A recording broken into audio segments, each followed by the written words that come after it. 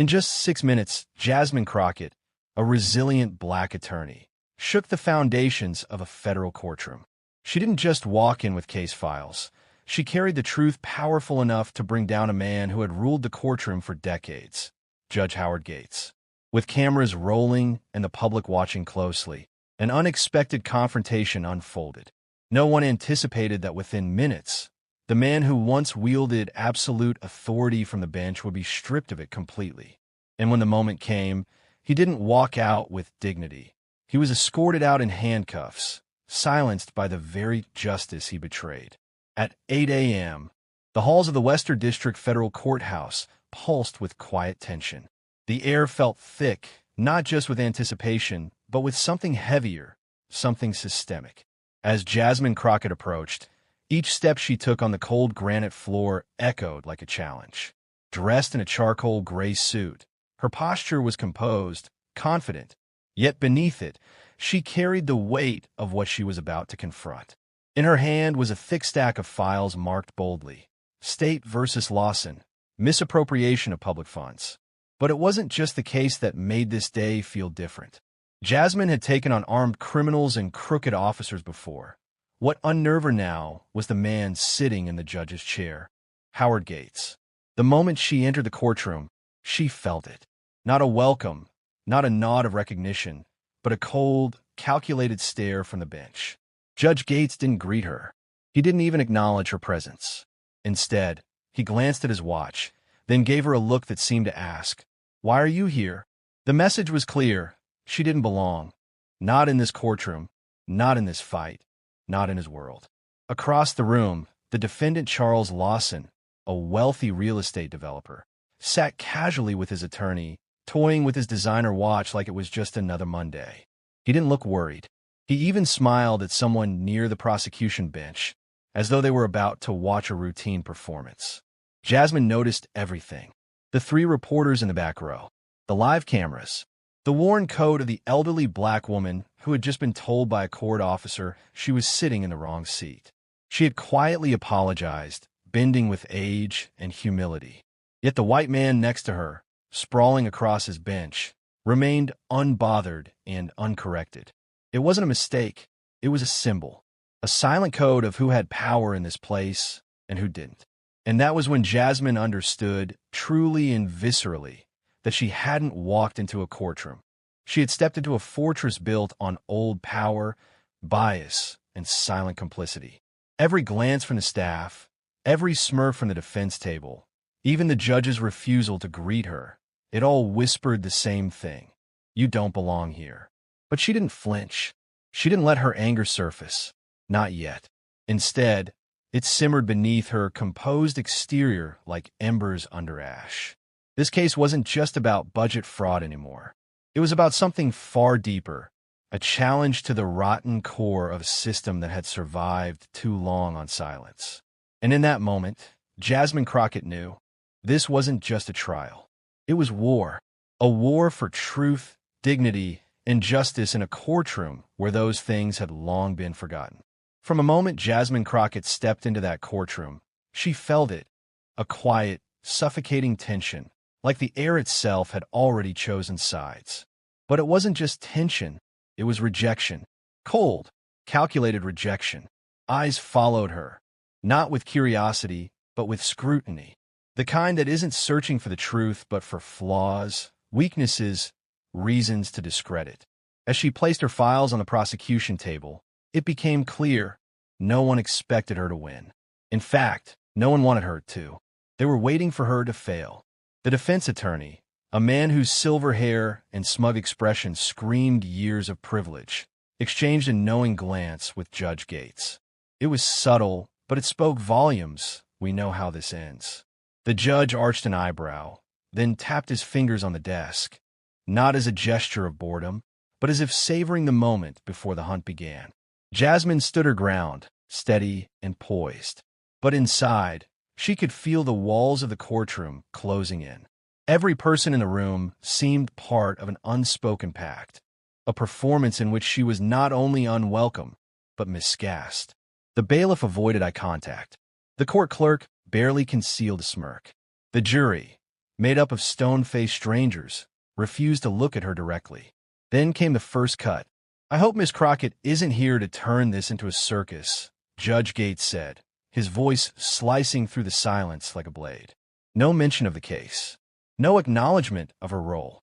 Just a single, sharp insult dressed in legal formality.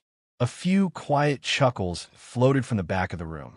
The kind of laughter that's meant to wound, not amuse. One court officer snorted under his breath. The court stenographer paused her typing just long enough to lift her eyes and shoot Jasmine a look that said, "You don't belong here." Jasmine didn't flinch.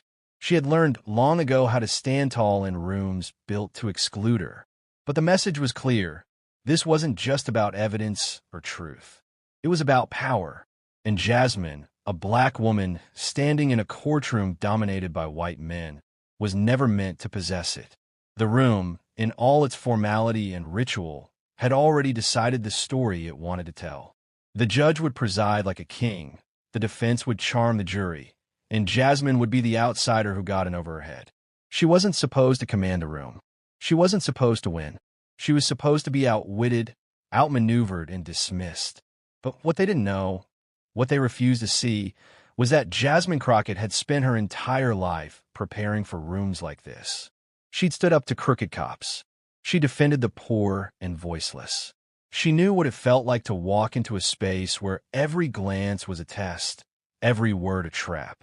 And she knew how to fight back, not with anger, but with precision, poise, and proof. Still, that didn't change the chilling reality.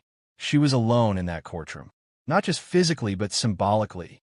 The entire room, cloaked in robes, uniforms, and self-assured silence, was a wall designed to hold her back. But Jasmine didn't come to ask for permission. She came to shatter the illusion of impartiality. And with every breath, every calculated move, she would remind them she wasn't here to play their game. She was here to expose it. Jasmine Crockett stood at the podium, her posture straight, her eyes unwavering, and in her hands, a stack of damning evidence.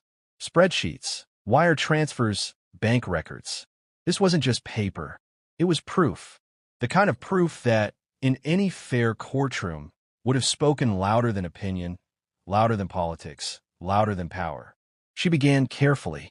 "Your Honor," she said, her voice even but firm.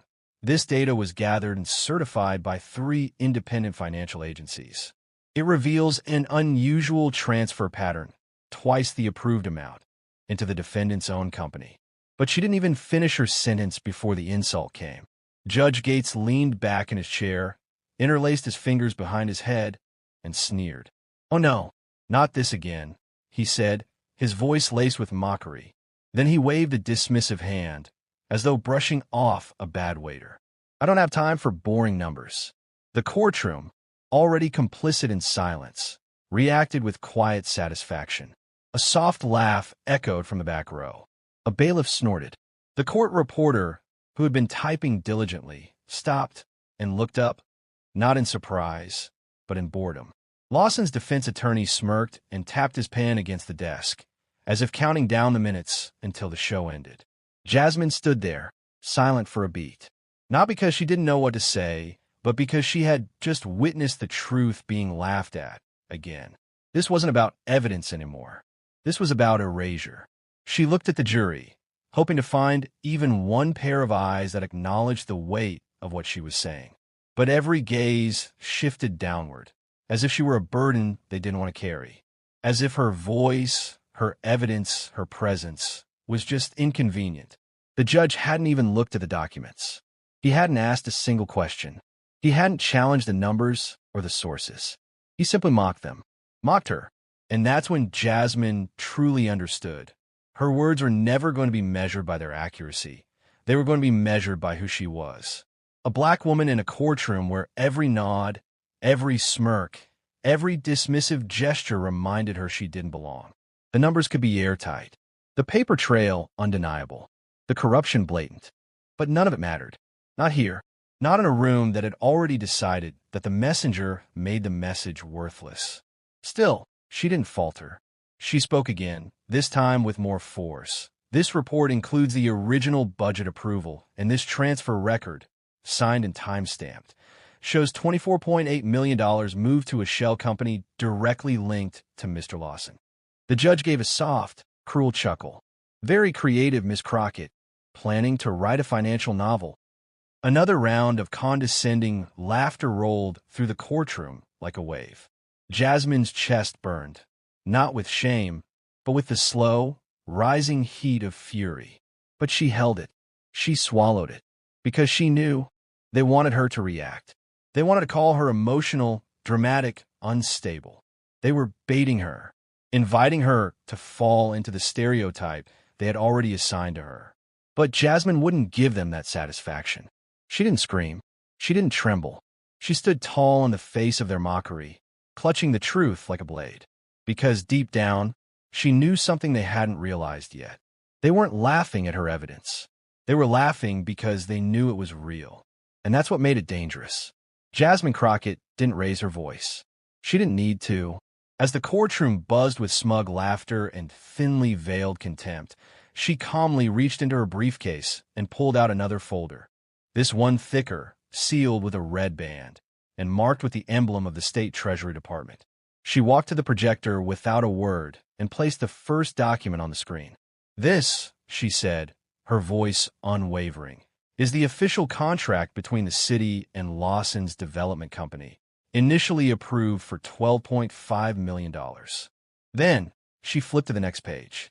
And this, she continued, is the revised disbursement record showing a transfer of $24.8 million, twice the approved amount.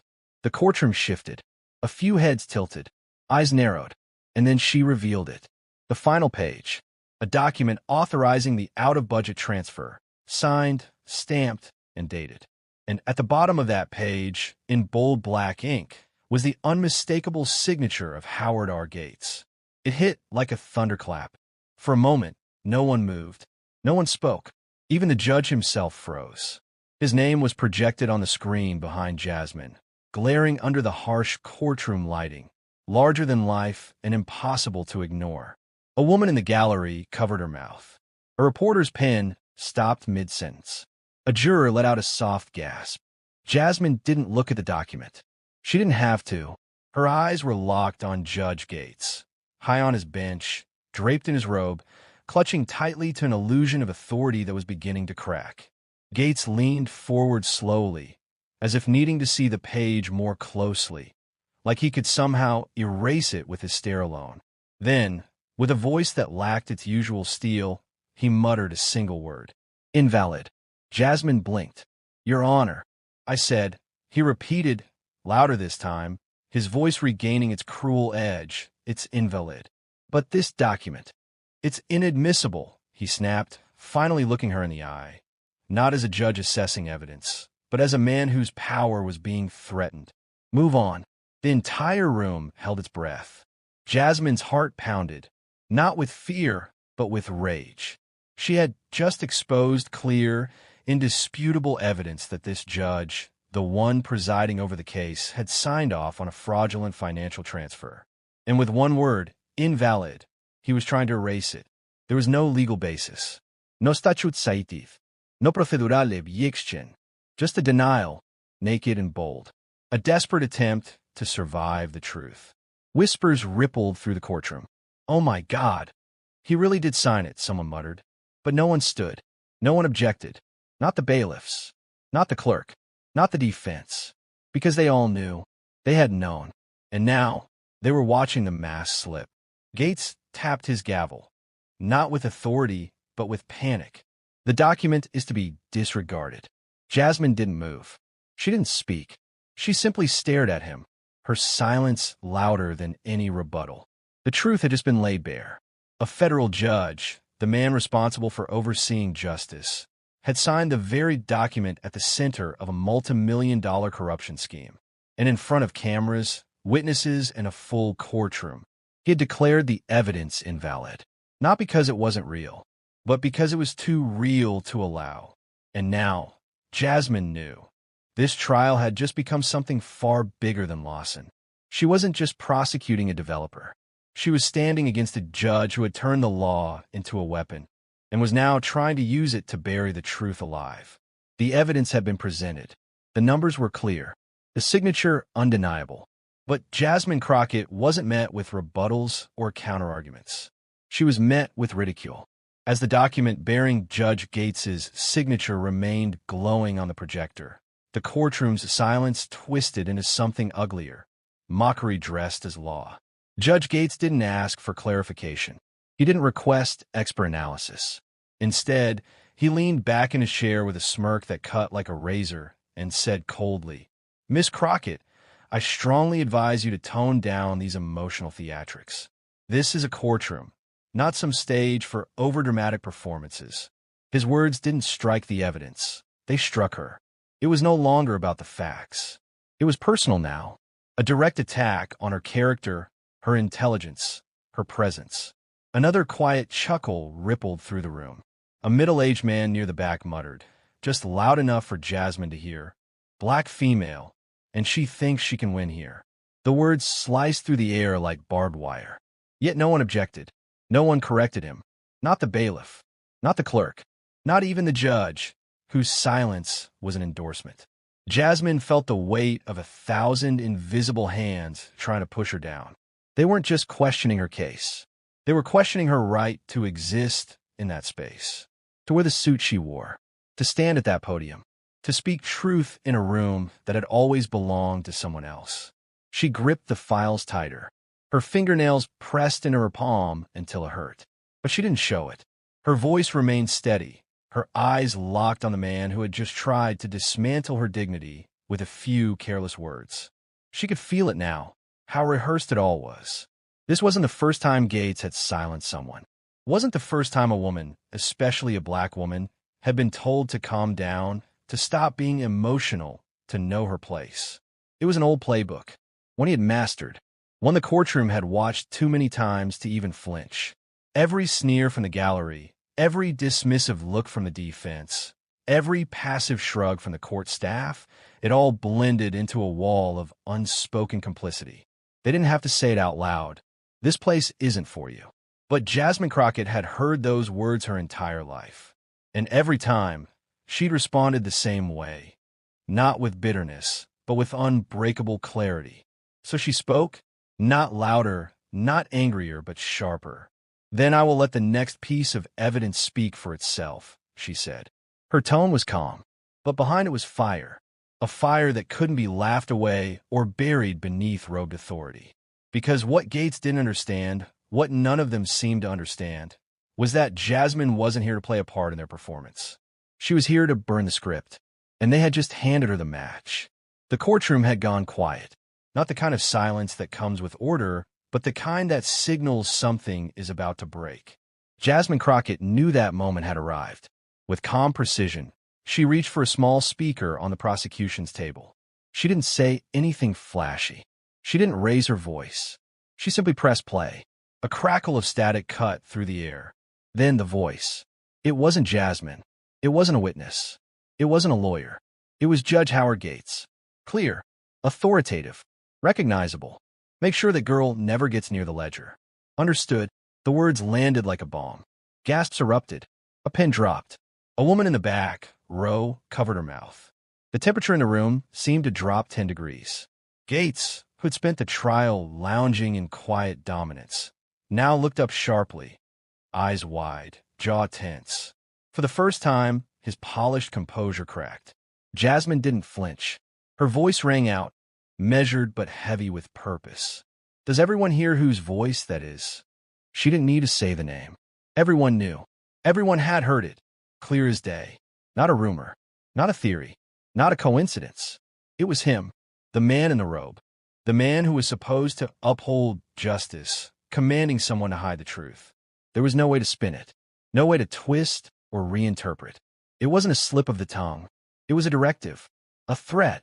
Gates's face turned pale, then flushed red as anger overtook fear. "This recording is illegal.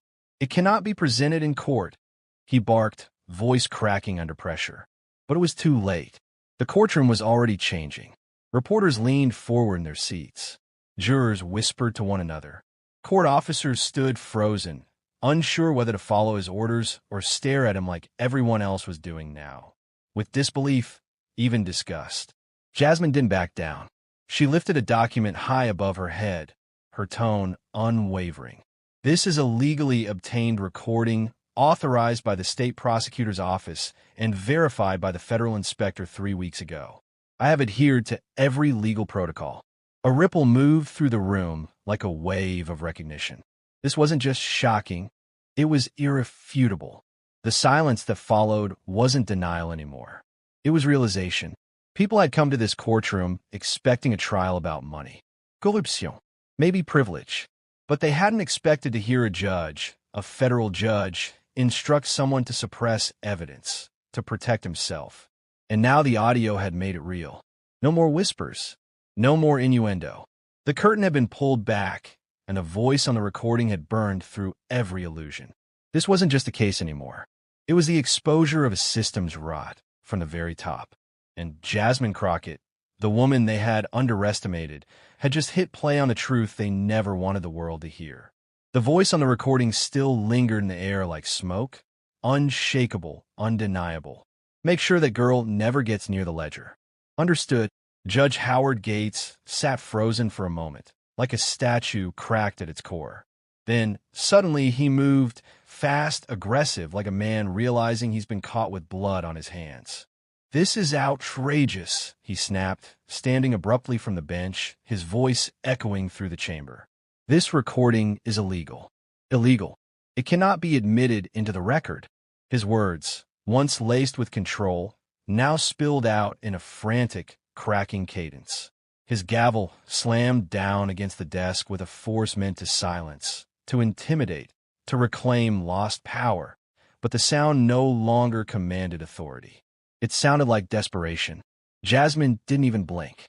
She calmly retrieved a sealed folder from her case and raised it for all to see. Her voice didn't tremble. It didn't rise in pitch. It cut through the judge's outburst like a scalpel. "This," she said, "is a certified warrant approved and stamped by the office of the state prosecutor. This recording was collected with full legal clearance and authenticated by 3 independent audio examiners." She stepped forward as she spoke, placing the folder directly on the clerk's table, where it could no longer be ignored. Judge Gates's eyes darted across the room, seeking an escape, any escape. But no one came to his aid. Not the clerk, not the defense attorney, not the bailiff, not even the jury. Their silence wasn't out of respect. It was the silence of revelation, of seeing a mask fall from a face they had trusted for too long. Gates pointed a trembling finger at Jasmine. "You've gone too far, Miss Crockett. You've overstepped. This is contempt of court." His voice cracked on the last word. Jasmine didn't move. She didn't need to respond with anger. His panic was speaking louder than she ever could. Because everyone in that courtroom saw it now. This wasn't the firm voice of justice. This was a man watching his empire collapse, grasping at fragments of authority that no longer obeyed him. His accusations fell flat. No rule cited. No law upheld. Only chaos of his own making. For years, Judge Howard Gates had ruled with unchecked power. He silenced voices, bent procedures, and leaned on intimidation to maintain control. But now, exposed by his own words, he stood naked in front of a courtroom that had finally heard the truth. And the robe he wore no longer protected him. The fear on his face wasn't just for the trial. It was for the unraveling of everything he'd built, on arrogance, secrecy, and control. Jasmine simply looked at him. No smirk, no triumph, just clarity. "You don't get to declare truth illegal, Your Honor," she said softly. "Not anymore." And for the first time in his career, Judge Gates had no response. He sat down, slowly, heavily, like the weight of his own crimes had finally settled on his shoulders. The courtroom didn't need a verdict. The truth had already passed judgment. A stillness hung in the air. It wasn't fear. It wasn't respect. It was the breathless pause before something irreversible begins. For so long, Judge Howard Gates had owned this courtroom. His voice was law. His gaze was enough to silence. His gavel was the final word. But now, in the aftermath of that recording, The very walls of his domain seemed to lean away from him, as if even the architecture was ashamed. Jasmine stood motionless, her posture firm, as though the ground beneath her had shifted, but she alone remained rooted. She didn't look at the judge. She looked at the room, the people, the jury, and suddenly they looked back, not down their laps, not away like before, but directly at her. And in their eyes, finally, a flicker of recognition. A woman in the back row clutched her handbag tightly, her eyes wide. She had been silent for the entire trial, folding into her seat like she was watching a play she couldn't understand. But now her expression changed. This wasn't theater. This was real. This was rot being dragged into the light. On the jury bench, a man leaned forward, his brow furrowed, not in confusion, but in clarity. He turned to the juror next to him and whispered under his breath, "I can't believe this." The juror beside him didn't respond. She didn't have to. Her face said everything. Near the press box, a reporter who had been lazily jotting notes now sat bolt upright, her pen frozen in midair. The courtroom sketch artist who had spent hours capturing Gates's stoic, smug face with perfect precision slowly turned the page. This moment demanded something new, something broken. The air had changed. It was no longer Jasmine on trial. It was the system. The glares that had once been aimed at her were now directed at the bench. The weight of the courtroom's scrutiny, the judgment, the doubt, had shifted, and Howard Gates sat squarely under it. He felt it, too. His hands, once firm on the gavel, now trembled slightly. His shoulders, once pulled back in superiority, slouched under invisible pressure. He had been untouchable, but Jasmine had touched something deeper than the law. She had touched the trust people put in it, and now the trust was bleeding through the seams. No one rushed to his defense. Not his clerk, not the defense attorney who once exchanged winks and nods with him. Not the bailiff who had smirked when Jasmine first walked in. They all looked smaller now, less certain, as if realizing they had followed a man not of justice, but of corruption, and that silence had made them accessories. Jasmine said nothing. She didn't need to. The room was speaking for itself. For the first time, the courtroom wasn't echoing with power. It was echoing with conscience. The transformation wasn't loud. It didn't come with applause or protest. It came with awakening, the slow, deliberate turning of heads, the dawning understanding that what had just happened wasn't a scene in a legal drama. It was the unraveling of something real. And in that unraveling, the people in that room, jury, public press, even the stone-faced officers, began to see Jasmine Crockett not as an outsider, not as an intruder, but as the only person in that courtroom who had been telling the truth all along. Jasmine Crockett didn't bask in the silence. She used it. The courtroom had shifted. The people inside had seen enough to question what they once accepted. But doubt wasn't enough, not for her. Not when the truth still had to cut through the last of the rot. She stepped back to the prosecution table and slowly opened a thick federal file stamped with 3 seals. One from the Department of Justice, one from the state auditor's office, and one from an independent forensic lab. She pulled out a printed transcript of the audio recording. Every word, every timestamp, every syllable from Judge Howard Gates's mouth, documented, certified, and authenticated. She walked with quiet authority to the front of the courtroom and placed it gently on the projector tray. The screen behind her lit up with black and white text, the cold, factual echo of what everyone had just heard. Make sure that girl never gets near the ledger. Understood. Judge Howard R. Gates, recorded March 3rd, 9:42 p.m. Each line, each confirmation, each verification stamp glared from the screen with brutal finality. Jasmine didn't look at the judge. She looked at the room. "Ladies and gentlemen," she said softly, "this isn't opinion. This isn't theory. This is federal documentation. Triple authenticated, digitally traced, chain of custody preserved, and above all, undeniable. No one moved. No one could move. Even the quiet shuffle of papers, the murmur of courtroom routine, it all stopped." Gates was staring at the screen now. His face was pale, lips tight, eyes darting. Not like a man searching for truth, but like one searching for an exit. And Jasmine wasn't done. She reached for a second document. This time a signed seizure order from the State Inspector General's office, stamped with fresh red ink. "This," she continued, "is the official document authorizing the retrieval of the ledger Judge Gates referenced in that recording." She projected the order onto the screen. Then, without a word, she pulled up the final document, the one that tied it all together. The original budget transfer form, sealed by the Federal Archive and signed by 2 officials. And one more name, in bold black ink. Howard Gates. Her hand hovered over the image as if she were drawing a line between 2 worlds, the truth and the man who had tried to bury it. The courtroom didn't react with gasps anymore. They were past shock. Now, they sat in the heavy presence of something far more devastating. Confirmation. This wasn't speculation. This wasn't media spin. This wasn't a prosecutor trying to score points. This was a truth too heavy to deny. And Gates? He was shrinking in his chair. Every breath he took looked heavier than the last.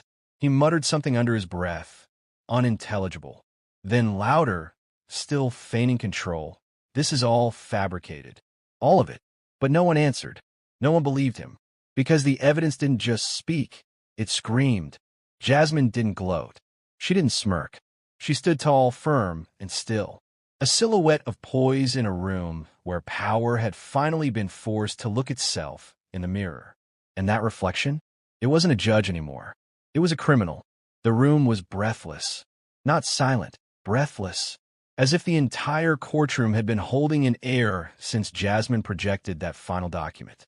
The signature, the stamps, the proof. For a moment, it felt like time had frozen, waiting for something inevitable to crash through the glass. And then it came. The heavy wooden doors at the back of the courtroom swung open with a thud that echoed like thunder. 2 men entered, dressed in navy blue federal uniforms. No words, no gestures, just purpose, the kind of presence that needed no introduction. Their boots struck the marble with rhythmic weight as they approached the front of the courtroom. No one said a word. Not the press. Not the jury. Not the gallery. Not even Judge Gates. The lead officer reached into his jacket and pulled out a folded piece of paper. He unfolded it slowly, then read it aloud with a voice that sounded more like a verdict than an announcement. Howard R. Gates, pursuant to the orders of the United States Attorney General and the findings of an active federal investigation, you are hereby under arrest for obstruction of justice, abuse of judicial power, and aiding in the embezzlement of public funds. For a beat, the words just hung there. Then the room cracked, not with chaos, but with the collective exhale of people who had waited years, decades, for a moment like this. Judge Gates did not speak. He didn't shout. He didn't even try to argue. His shoulders, once square with authority, now slumped forward as if the robe he wore had suddenly become too heavy to carry. His lips parted, as if searching for a defense, for one last shred of power he could weaponize. But there was nothing left. The federal agents stepped forward. His hands, once used to sign rulings and silence the powerless, were gently but firmly pulled behind his back. The sound of the handcuffs locking, a clean, metallic click, was louder than any gavel ever struck. It was not just a sound. It was a sentence. Gates stood motionless for a moment, staring into the middle distance, as if still trying to make sense of a reality he had spent decades believing would never touch him. But this was real. This was now. And for the first time in his courtroom, he was the one being judged. As the officers turned him toward the door, he passed by Jasmine. They locked eyes. No words were exchanged, because there was nothing to say. The arrogance, the contempt, the smug disdain he had once poured into every glance toward her was gone, replaced by something foreign to him. Fear. Not the fear of jail, but the fear of exposure, of being seen, not as a man of justice, but as the man who betrayed it. And Jasmine, she didn't smirk. She didn't flinch. She didn't celebrate. She simply stood tall, still steady as he walked past. Because this wasn't a victory parade. It was an exorcism. The courtroom, once ruled by a shadow, now watched him leave, cuffed, silent, small. And in his absence for the first time, the air felt clean. The courtroom door slammed shut behind Howard Gates. The sound was final, like the last chapter of a book being closed, not with ceremony, but with truth. And then came the silence. Not the stiff, formal silence that had blanketed the room earlier. This was different. This was the silence of reckoning. No one moved. No one whispered. No one even breathed too loudly. Because in that stillness, they all understood what they had just witnessed, a system cracking from the inside out.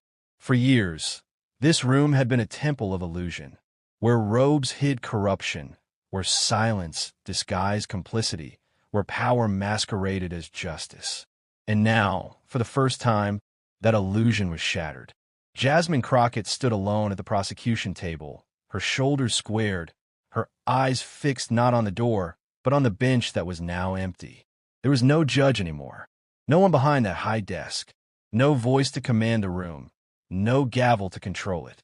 And yet, for the first time since the trial began, the courtroom finally felt just. She didn't speak. She didn't need to. The truth had already spoken. It had spoken through the documents, through the evidence, through the voice recording that echoed in every corner of the room like a ghost refusing to leave. But most of all, it had spoken through her refusal to bow, through her unwillingness to break, through the fire she carried without ever having to raise her voice. In the gallery, people sat stunned, some with eyes wide, others with heads bowed, as if in mourning for the years they had believed in a system that had betrayed them. A few clutched each other's hands without speaking. Others wiped silent tears. On the jury bench, no one moved to rise. It wasn't over for them, not in the legal sense, but they knew something far more profound had concluded. The gavel had fallen on a man who thought himself untouchable, and the sound of it would echo far beyond these walls. Even the clerk, who had typed indifferently all morning, now stared blankly at her machine, unsure whether to resume, unsure whether anything would be the same again. The defense attorney sat with his head down, no longer arrogant, no longer protected. Just a man facing a tide he could no longer outrun. And Jasmine? She stood in the center of it all, not triumphant, not vengeful, just steady, because she knew this moment wasn't about her. It was about everyone who had ever been dismissed, silenced, or ignored in that very room. It was about the mothers who were told their sons were criminals before a trial even began. It was about the workers punished for speaking truth to wealth. It was about the defendants who never stood a chance, not because they were guilty, but because the system was never built for them to win. And now, finally, the system had been forced to listen, not because it wanted to, but because someone made it, someone who refused to sit down, someone who refused to be small. And so, in that courtroom drenched in history, in power, in fear, Jasmine Crockett stood not as a lawyer, but as a mirror, one that showed them all exactly what justice should have looked like all along. And that silence? It wasn't absence. It was accountability. 1 week after the trial that shook the nation, the United States Capitol felt different. It wasn't the grandeur of the columns, nor the flags fluttering in the breeze. It was the atmosphere, charged, heavy, and expectant, not with partisanship or politics, but with something rarely felt inside those marble halls: truth. Inside the main chamber, every seat was filled. Lawmakers, journalists, federal staffers, and ordinary citizens, many who had driven across states just to be here, waited in complete silence. The screens across America were tuned in. From neighborhood cafes in Detroit to public libraries in Texas, from college dorms to nursing homes, everyone was watching. And then she walked in. Jasmine Crockett, wearing a simple black suit. No flashy utility, no dramatic entrance. Just the quiet, commanding presence of a woman who had changed the course of justice and wasn't finished yet. She stepped up to the podium. Behind her, the American flag stood tall, not just as a symbol of a nation, but as a reminder of the contradictions it still held. She looked out into the chamber, her expression unreadable. Then she placed a thick file on the stand, documents, transcripts, certified reports, but she didn't open them. She didn't need to. When she spoke, her voice was low, steady, and stripped of all pretense. I stand here today, not to recount the trial that just passed, but to ask a question none of us should ever have to ask. What happens when the one who wears the robe of justice is the one who betrays it? A hush swept through the room. She wasn't delivering a speech. She was delivering a truth. We talk about law and order, about fairness and process. But for 2 decades, Judge Howard Gates sat on the bench, handing down rulings not in service of justice, but in service of power. Not because no one noticed, but because we let silence become policy. We let arrogance disguise itself as law.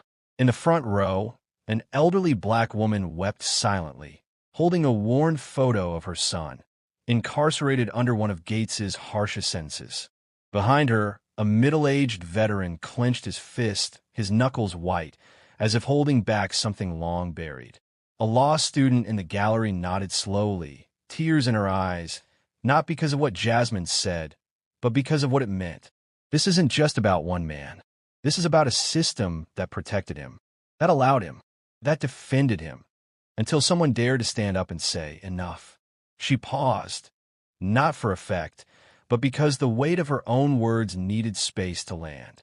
We cannot pretend that justice lives in robes and gavels if we refuse to confront the rot beneath them.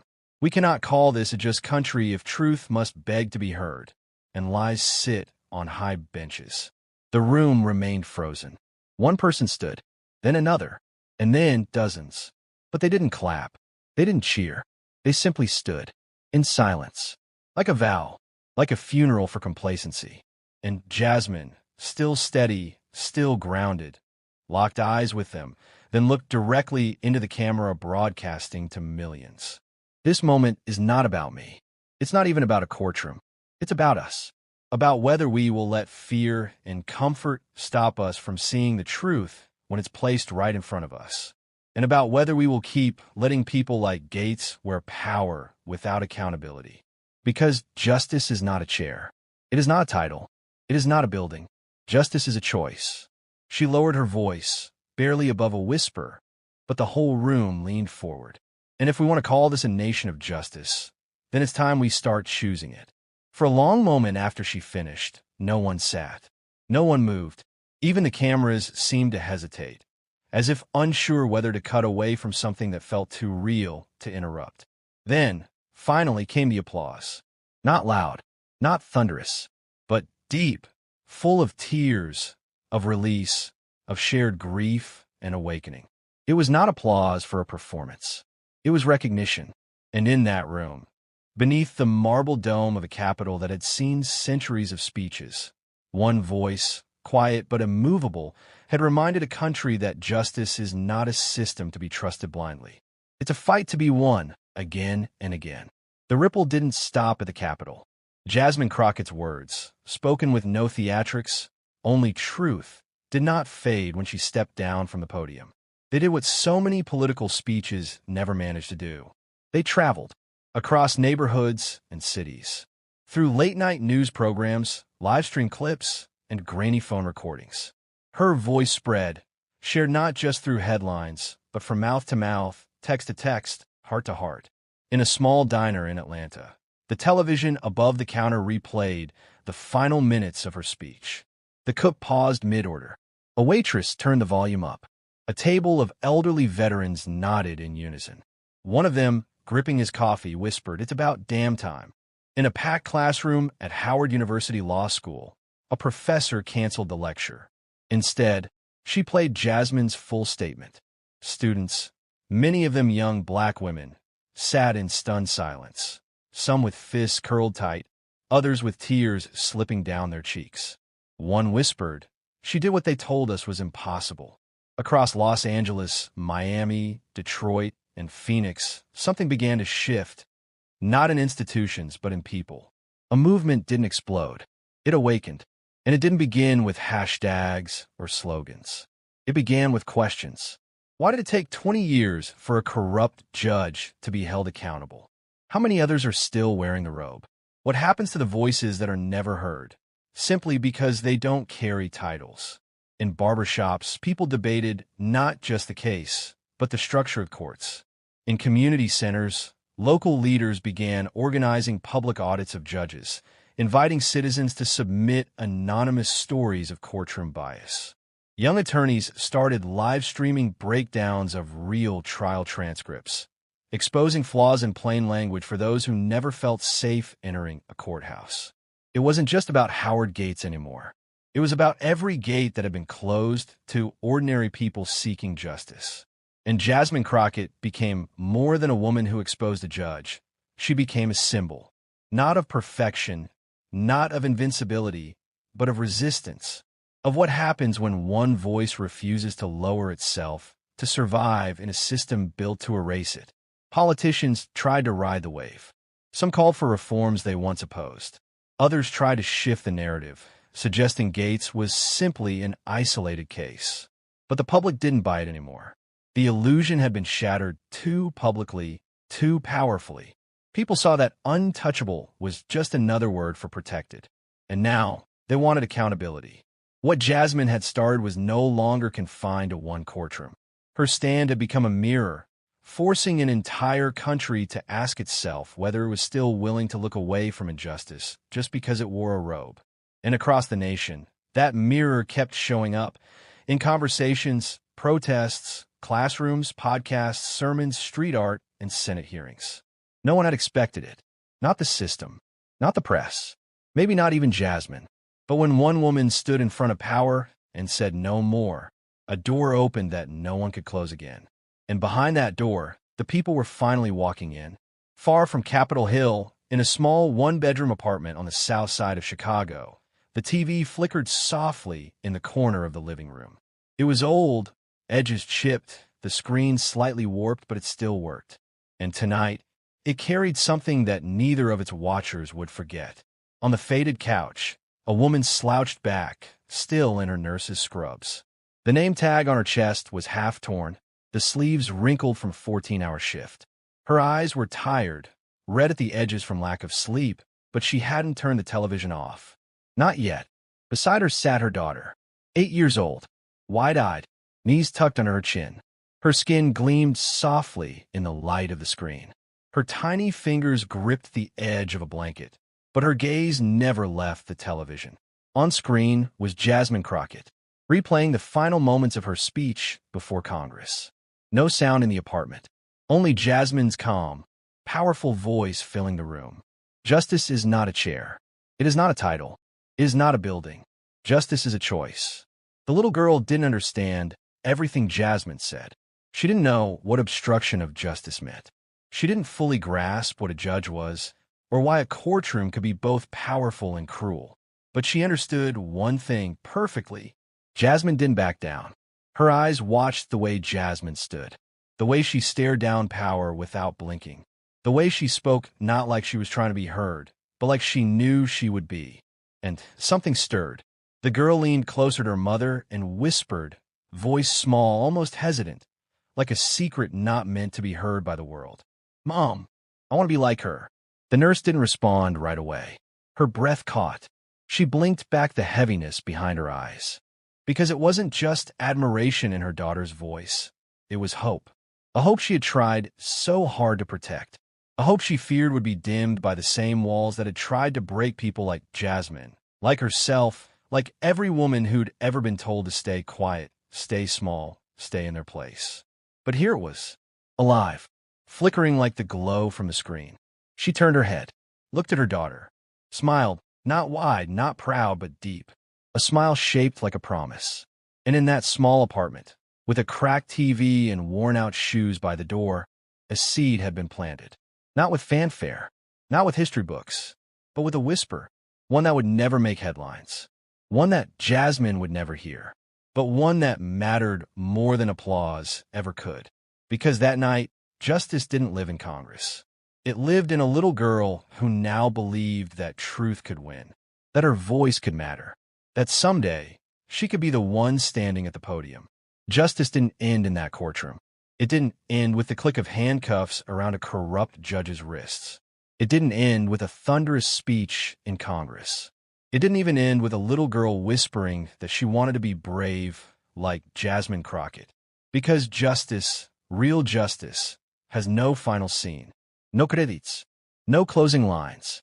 It continues in action, long after the cameras stop rolling, long after the headlines fade, long after people stop saying her name. Jasmine Crockett never asked to be a symbol. She never wanted to be an icon. She wasn't trying to start a revolution.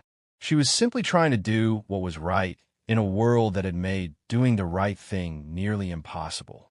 But in standing up, in speaking out, in refusing to be crushed by a system built to silence her, she ignited something far bigger than one trial, one courtroom, or even one judge.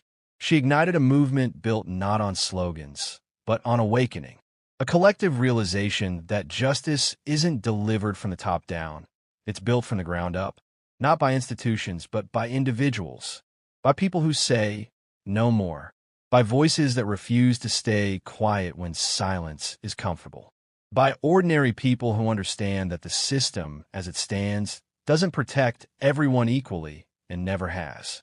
Justice, as Jasmine proved, isn't system. It's a fight to be heard, a fight to be seen, a fight to walk into a courtroom and be treated not by the color of your skin, the sound of your name, or the size of your wallet, but by the weight of your truth. And that fight doesn't belong to one woman. It belongs to you. To the teacher in Milwaukee who speaks up when a student is punished for asking too many questions. To the father in Houston who challenges a traffic stop that shouldn't have happened. To the lawyer in Oakland who refuses to take another plea deal just to keep the system running. To the kid in Baltimore who films the injustice no one else wants to see. To the journalist who tells the truth when it costs them everything. To the grandmother who sits on a jury and says, I'm not convinced, even when she's pressured to conform. To every single person who decides that justice is not a job for someone else. It's a responsibility we all carry. So if Jasmine's story made you angry, if it made you cry, if it made you sit up straighter, breathe a little deeper, or remember something inside yourself you thought you lost, then don't let it end here. Let it begin. Let it begin every time you speak truth to power. Let it begin every time you refuse to look away. Let it begin every time you choose courage instead of comfort. Because the system won't fix itself, but people will. You will. And maybe, just maybe, the next time someone walks into a courtroom expecting to be crushed by injustice, they'll stand taller, because someone like you is already there, holding the door open.